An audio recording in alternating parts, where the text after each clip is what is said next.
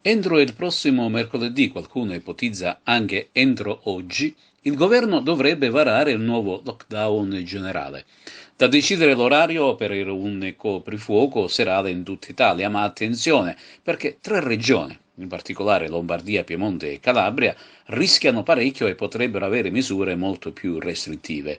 Si ipotizzano misure per i singoli territori, con il paese diviso in tre fasce, che corrispondono ad altrettanti scenari di rischio individuati con criteri scientifici ed oggettivi, approvato dall'Istituto Superiore di Sanità. Più è alta la diffusione del virus, più è in sofferenza il sistema sanitario e maggiori saranno le restrizioni.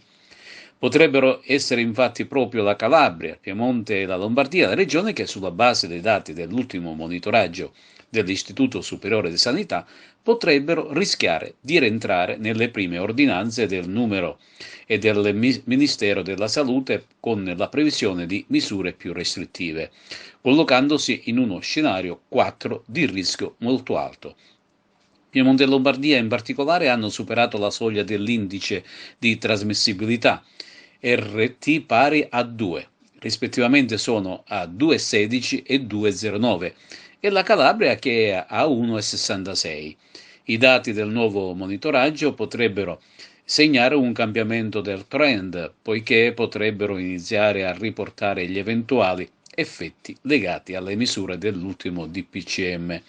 Ecco cosa ha detto alla Camera dei Deputati e al Senato il presidente Conte. Avremo una fascia riservata alle regioni ad alto rischio di scenario 4, con le misure più restrittive. Poi avremo seconda una fascia con regioni a rischio alto ma compatibili con lo scenario 3, con misure lievemente meno restrittive. Infine ci sarà una terza fascia, con tutto il territorio nazionale per le restanti regioni. Alla luce dell'ultimo report di venerdì e della situazione particolarmente critica in alcune regioni, siamo costretti a intervenire in un'ottica di prudenza per mitigare il contagio con una strategia che va modulata sulle differenti criticità. Il Ministero della Salute sta già elaborando un piano di distribuzione dei vaccini, così quando arriveranno le prime dosi potremmo procedere in modo organizzato secondo un piano ordinato. Ragionevolmente prevedo che favoriremo le fasce della popolazione più fragili e vulnerabili e gli operatori più esposti al pericolo. Per l'intero territorio nazionale intendiamo intervenire solo con alcune specifiche misure che contribuiscano a rafforzare il contenimento e la mitigazione del contagio.